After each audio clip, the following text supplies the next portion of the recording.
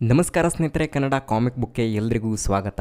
ಇವತ್ತು creature commando ಸೀರೀಸ್ನ 3ನೇ ಎಪಿಸೋಡನ್ನು explain ಮಾಡ್ತಾ ಇದ್ದೀವಿ. ಇದಕ್ಕೂ ಮುಂಚೆ ಬಂದಂಥ 2 ಎಪಿಸೋಡ್ಗಳ ಕಥೆಯನ್ನು ಆಲ್ರೆಡಿ ನಾವು ಎಕ್ಸ್ಪ್ಲೈನ್ ಮಾಡಿದ್ದೀವಿ. ಆ ವಿಡಿಯೋದ ಲಿಂಕನ್ನು ಕೂಡ ಡಿಸ್ಕ್ರಿಪ್ಷನಲ್ಲಿ ಕೊಟ್ಟಿರ್ತೀವಿ, ನೀವು ಹೋಗಿ ಕತೆ ತಿಳ್ಕೊಂಡು ಬರ್ಬೋದು. ಇನ್ನು ಕಳೆದ ಎಪಿಸೋಡ್ನಲ್ಲಿ ಏನಾಗಿತ್ತು ಅಂತ ಹೇಳಿದ್ರೆ, ಬ್ರೈಡ್ ಕ್ಯಾರೆಕ್ಟರ್ನ ಒರಿಜಿನ್ ಸ್ಟೋರಿಯನ್ನು ತೋರಿಸಿದ್ರು.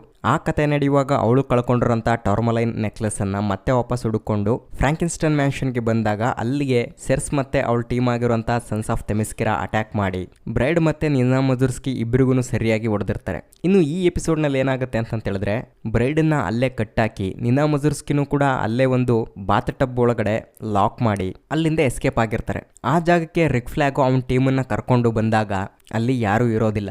ಬ್ರೈಡ್ ಮತ್ತೆ ನಿನಾ ಮಜುರ್ಸ್ಕಿ ಇಬ್ರು ಬಿಡಿಸ್ಕೊಂಡು ಬರ್ತಾರೆ. ಬಟ್ ಅದೇ ಟೈಮಲ್ಲಿ ಅವ್ರಿಗೆ ಹೊಳೆಯುತ್ತೆ, ಇವರಿಬ್ರು ಕೊಂದೇ ಬಿಡ್ಬೋದಾಗಿತ್ತಲ್ಲ, ಯಾಕೆ ಇಲ್ಲೇ ಲಾಕ್ ಮಾಡಿಬಿಟ್ಟು ಇಲ್ಲಿಂದ ತಪ್ಪಿಸ್ಕೊಂಡು ಹೋಗಿದ್ದಾರೆ ಅಂತ.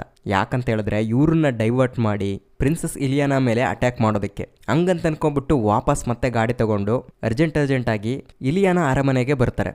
ಅಷ್ಟೊತ್ತಿಗಾಗಲೇ ಸನ್ಸ್ ಆಫ್ ತೆಮಿಸ್ಕಿರಾದವರು ಮನೆ ತುಂಬ ಅಟ್ಯಾಕ್ ಮಾಡಿ ಅಲ್ಲಿನ ಗಾಡ್ಸ್ಗಳನ್ನೆಲ್ಲ ಹೊಡೆದಾಕ್ತಾ ಇರ್ತಾರೆ. ಇನ್ನು ಅಲ್ಲಿಗೆ ಕ್ರಿಯೇಚರ್ ಕಮಾಂಡೋಸ್ ಟೀಮ್ ಬಂದಾದ್ಮೇಲೆ ಕೇಳಬೇಕಾ, ಮೊದಲೇ ಮಾನ್ಸ್ಟರ್ಸ್ಗಳು ಒಬ್ಬೊಬ್ರು ಬೆಂಡೆತ್ತೋದಕ್ಕೆ ಶುರು ಮಾಡ್ತಾರೆ.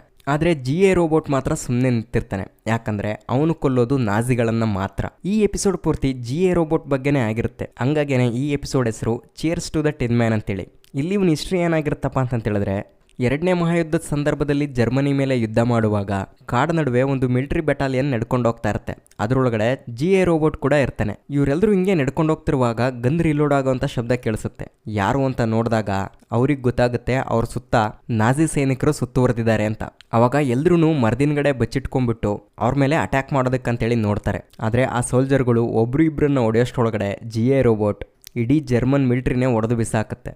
ಇದೇ ಖುಷಿಗೆ GA ರೋಬೋಟನ್ನು ಬಾರ್ಗೆ ಕರ್ಕೊಂಡೋಗ್ಬಿಟ್ಟು ಸೆಲೆಬ್ರೇಟ್ ಮಾಡ್ತಾ ಇರ್ತಾರೆ. ಆ ಪಾರ್ಟಿ ಮಾಡ್ತಿರೋದೇ GA ರೋಬೋಟ್ಗೋಸ್ಕರ. Cheers to the tin man ಅಂತ ಹೇಳ್ಬಿಟ್ಟು ಹೇಳಿ ಆ GA ರೋಬೋಟನ್ನು ಫ್ರೆಂಡ್ ರೀತಿ ಟ್ರೀಟ್ ಮಾಡ್ತಾರೆ.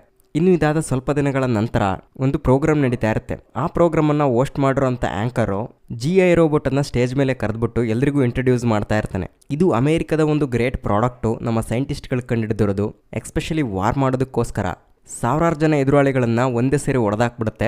ಇದೊಂದು ಕಿಲ್ಲಿಂಗ್ ಮಿಷಿನ್ನು ಅಂತ ಹೇಳ್ಬಿಟ್ಟು ಹೇಳ್ತಾ ಇರ್ತಾನೆ. ಆ್ಯಂಡ್ ಅವಾಗಲೇ GA ರೋಬೋಟ್ ಅವ್ನು ಸುತ್ತಮುತ್ತ ಇರೋರನ್ನೆಲ್ಲ ನೋಡ್ತಾ ಇರುತ್ತೆ. ಯಾಕೆ ಆ ಥರ ನೋಡ್ತಿದ್ಯಾ ಅಂತ ಹೇಳ್ಬಿಟ್ಟು ಹೋಸ್ಟ್ ಕೇಳಿದ್ದಕ್ಕೆ, ಇಲ್ಲಿರೋರು ಐಡೆಂಟಿಟಿ ಏನೋ ನನಗೆ ಗೊತ್ತಾಗ್ತಾ ಇಲ್ಲ ಅಂತ ಹೇಳ್ಬಿಟ್ಟು ಹೇಳುತ್ತೆ. ಅದ್ಯಾಕೆ ನಿನಗೆ ಬೇಕು ಅಂತ ಕೇಳಿದ್ದಕ್ಕೆ, ಇಲ್ಲೆಲ್ಲಾದರೂ ನಾಜಿಗಳಿದ್ರೆ ಅವ್ರನ್ನ ತಕ್ಷಣವೇ ಹೊಡೆದಾಕ್ತೀನಿ ಅಂತ ಹೇಳ್ಬಿಟ್ಟು ಹೇಳ್ಬಿಡುತ್ತೆ. ಹಂಗಾಗಿ ಅಲ್ಲಿರೋ ಜನಗಳೆಲ್ಲ ಗಾಬರಿ ಆಗೋಗ್ಬಿಡ್ತಾರೆ, ಇದೇನಪ್ಪ ಈ ರೋಬೋಟ್ ಹಿಂಗೆ ಮಾತಾಡುತ್ತೆ ಅಂತ. ಬಟ್ ಅದನ್ನು ಕ್ರಿಯೇಟ್ ಮಾಡಿರೋಂಥ ಸೈಂಟಿಸ್ಟು ಮತ್ತು ಕ್ರಿಯೇಟ್ ಮಾಡಿಸಿರುವಂಥ ಮಿಲಿಟರಿ ಜನರಲ್ಲು ಇಬ್ಬರು ಅಲ್ಲೇ ಇರ್ತಾರೆ. ಆ ಸೈಂಟಿಸ್ಟ್ ಯಾರಪ್ಪ ಅಂತ ಹೇಳಿದ್ರೆ ಮ್ಯಾಗ್ನಸ್ ಅಂತಂತೇಳಿ. ಅವಾಗ ಜನರಲ್ ಅವ್ರನ್ನ ಕೇಳ್ತಾರೆ, ಈ ರೋಬೋಟ್ ಏನಾದರೂ ಬೇಕಂತಾನೆ ಥರ ಮಾತಾಡಲಿ ಅಂತ ಹೇಳ್ಬಿಟ್ಟು ಪ್ರೋಗ್ರಾಮಿಂಗ್ ಮಾಡಿದ್ದೀರಾ, ಇದೇನಾದರೂ ಪಬ್ಲಿಸಿಟಿಗೋಸ್ಕರ ಮಾಡ್ತಾ ಇದ್ದೀರಾ ಅಂತ.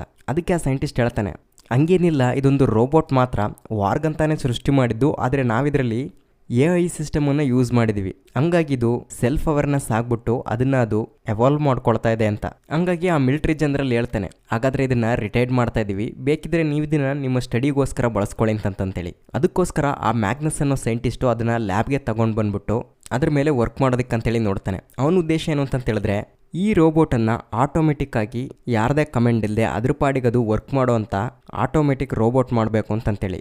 ಆದರೆ ಅದು ಹೆಚ್ಚಿಗೆ ಸಕ್ಸಸ್ಫುಲ್ ಆಗೋದಿಲ್ಲ. ಆ ರೋಬೋಟ್ಗೆ ಕೆಲವೊಂದಿಷ್ಟು ಫೀಲಿಂಗ್ಸ್ಗಳು ಅರ್ಥ ಆಗೋಷ್ಟು ಮಾತ್ರ ಡೆವಲಪ್ ಆಗುತ್ತೆ. ಅಂದರೆ ಫ್ರೆಂಡ್ಸ್ಗಳ ಬಗ್ಗೆ ಕೇರ್ ಮಾಡಬೇಕು, ಫ್ರೆಂಡ್ಸ್ಗಳ ಜೊತೆ ಸೇರ್ಕೊಂಡ್ಬಿಟ್ಟು ಕೆಲಸ ಮಾಡಬೇಕು ಅಂತ. GA ರೋಬೋಟ್ಗೆ ಗೊತ್ತಿರೋದು ಒಂದೇ ಕೆಲಸ, ಅದು ನಾಜಿಗಳನ್ನು ಸಾಯಿಸೋದು. ಅದನ್ನು ಫ್ರೆಂಡ್ಸ್ ಜೊತೆ ಸೇರ್ಕೊಂಡ್ಬಿಟ್ಟು ಮಾಡಬೇಕು ಅಂತಂತೇಳಿ ಅಂದ್ಕೊಂಡಿರುತ್ತೆ. ಇದು ಆ ಸೈಂಟಿಸ್ಟ್ಗೆ ಅಂಥ ದೊಡ್ಡ ಡೆವಲಪ್ಮೆಂಟ್ ಏನೋ ಅನಿಸಲ್ಲ ಅಂತ ಕಾಣಿಸುತ್ತೆ. ಸೊ ಹಂಗಾಗಿ ಅವನದನ್ನು ಗುಜ್ರಿಗೆ ಹಾಕಿರ್ತಾನೆ, ಅಂದರೆ ಗೋಡೌನ್ನಲ್ಲಿ ಸುಮ್ಮನೆ ನಿಲ್ಲಿಸಿರ್ತಾನೆ. ಅದು ಸುಮಾರು 30 ವರ್ಷದ ತನಕ ಹಂಗೆ ಆ ಗೋಡೌನ್ನಲ್ಲೇ ಬಿದ್ದಿರುತ್ತೆ. ಇನ್ನು 90s ಟೈಮ್ನಲ್ಲಿ ಅಂಕಲ್ ಸ್ಯಾಮ್ ಅನ್ನೋನು ಒಬ್ಬ ಬಂದುಬಿಟ್ಟು ಅದನ್ನು ಎತ್ಕೊಂಡು ಮನೆಗೆ ತಗೊಂಡೋಗ್ತಾನೆ. ಅದಕ್ಕೆ ಫ್ಯೂಲ್ ಹಾಕಿ ಅದನ್ನು ಸ್ಟಾರ್ಟ್ ಮಾಡ್ತಾನೆ. ಅದು ಅವನಿಗೆ ಒಂದೊಳ್ಳೆ ಫ್ರೆಂಡ್ ರೀತಿ ಕಂಪನಿ ಕೊಡ್ತಾ ಇರುತ್ತೆ. ಅದ್ರ ಜೊತೆಯಲ್ಲಿ ಆಟ ಆಡೋದು, ಅದ್ರ ಜೊತೆ ಕೂತ್ಕೊಂಡ್ಬಿಟ್ಟು ಸಿನಿಮಾ ನೋಡೋದು, ಈ ಥರ ಮಾಡ್ತಾ ಇರ್ತಾನೆ. ಒಂದು ದಿನ ಆ ಅಂಕಲ್ ಸ್ಯಾಮ್ ಒಂದು ಪಾರ್ಟಿಗೆ ಅವನನ್ನು ಕರ್ಕೊಂಡೋಗ್ತಾನೆ. ಆ ಪಾರ್ಟಿಯಲ್ಲಿ ಬಿಲ್ಲಿ ಅನ್ನೋ ಒಬ್ಬ ವ್ಯಕ್ತಿಯನ್ನು ಮೀಟ್ ಮಾಡ್ತಾನೆ.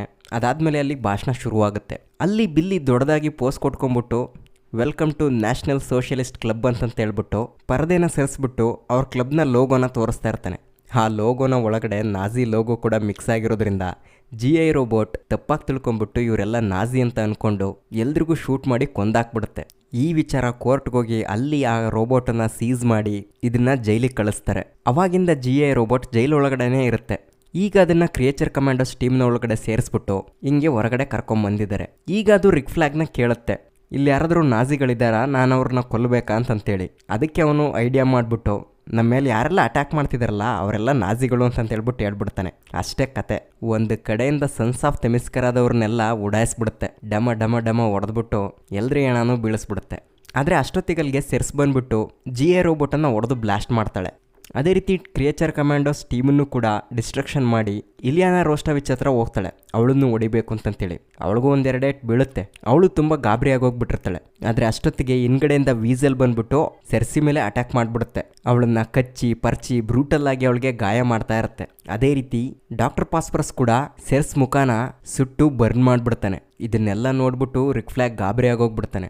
ಏನಪ್ಪ ಇದು, ಈ ಮಾನ್ಸ್ಟರ್ಸ್ಗಳ ಸವಾಸ ಇಷ್ಟೊಂದು ಬ್ರೂಟಲ್ ಆಗಿ ಫೈಟ್ ಮಾಡ್ತಾರಲ್ಲ ಅಂತ.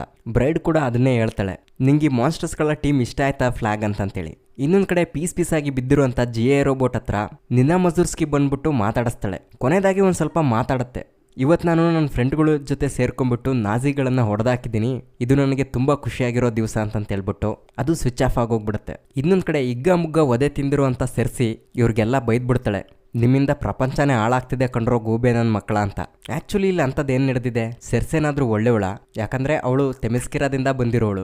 ಆಬ್ವಿಯಸ್ಲಿ ವಂಡರ್ ವುಮನ್ ಥರ ಏನಾದರೂ ಒಳ್ಳೆ ಉದ್ದೇಶ ಇರಬೇಕು. ಇಲ್ಲಿ ಇಲಿಯಾನಾ ರೋಸ್ಟೋವಿಚ್ಚೆ ಪ್ರಪಂಚಕ್ಕೆ ಒಂದು ಥ್ರೆಟ್ ಆಗಿರ್ಬೋದಾ, ಈ ಡೌಟನ್ನ ಈ ಎಪಿಸೋಡು ಕ್ರಿಯೇಟ್ ಮಾಡುತ್ತೆ. ಇದೇ ರೀತಿ ಎಪಿಸೋಡು ಎಂಡ್ ಆಗಿದೆ. ನೋಡೋಣ ನೆಕ್ಸ್ಟ್ ಎಪಿಸೋಡ್ನಲ್ಲಿ ಏನಾಗುತ್ತೆ ಅಂತ. ಅಲ್ಲಿವರೆಗೂ ಇದೇ ರೀತಿ ನಮ್ಮ ಚಾನಲನ್ನು ನೋಡ್ತಾರೆ. ಮತ್ತೆ ಮುಂದಿನ ವಿಡಿಯೋದಲ್ಲಿ ಸಿಗೋಣ. ಈ ವಿಡಿಯೋ ನೋಡಿದ್ದಕ್ಕಾಗಿ ಧನ್ಯವಾದಗಳು.